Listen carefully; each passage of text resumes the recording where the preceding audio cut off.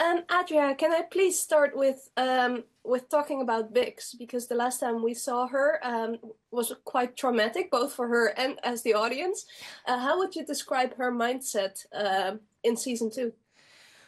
Oh, that was my first question to Tony after season one and where she is, and then the format of this show kind of skips a year in time, so the next time you see her, it's a year after. And I was always curious. I'm like, where is Big's brain gonna be? Is she someone that is gonna let this pull her down? Is she someone that's gonna sort of shove it under the rug and say, I'm okay, I'm okay, I'm okay, everything's fine? And it's a little bit of both. It like tears her down. She sort of tries to fake it and be tough, and it gets worse. I think Bix's sort of state of mind is her biggest struggle, and her coming into her own is her biggest victory in this season.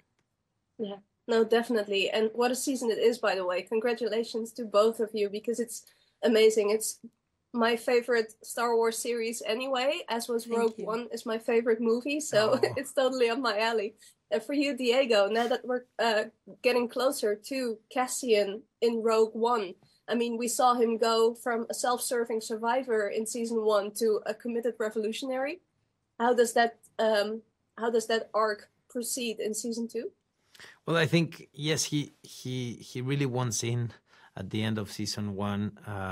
He There's an awakening that had happened, but now he needs all the tools to become the man we meet in Rogue One, and a lot of people he has to meet, events he has to go through, and I think he's very cautious, as anyone would be if you have his background, Everything has been taken away from him since day one, Therefore, he's very cautious to open up and to give himself to the cause.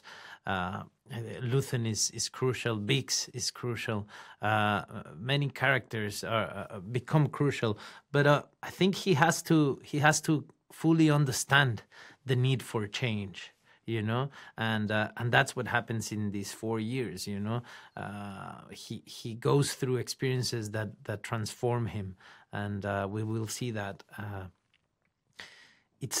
It's nice to build a story backwards, because knowing where he has to get, it's a beautiful and creative process to find out what are those tools he needs to have. It's the work we as actors do, when you have to feel the backstory of what you're doing. But here, that backstory is filled by the best possible writer, in the business, and it's so complex and beautiful to bring alive, as an actor. No, definitely. And Star Wars is so integrated into pop culture, into our lives. I remember the first thing I ever saw of Star Wars was that roar of Chewbacca. What do you remember as being the first thing that Star Wars, when Star Wars touched your life? Oof, that's a hard question. And for me, it's the Darth Vader at night, that feeling of... Oh, that's true. That was like, nightmares. But it was my favorite character. I had everything. I had like the toy, everything. I was fascinated by the dark side, I guess. I guess I was fascinated by the fact that you could sort of fly.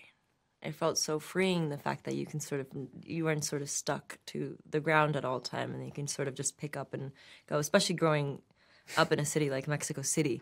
That was, as a child, I was like, God, I just wish I could just and just go. I guess that idea sort of really fascinated me. And I think aesthetically, I think Princess Leia's, I remember seeing that hairstyle and I was like, oh, and I didn't stop wearing it, I think, for a whole summer. I just had my two buns.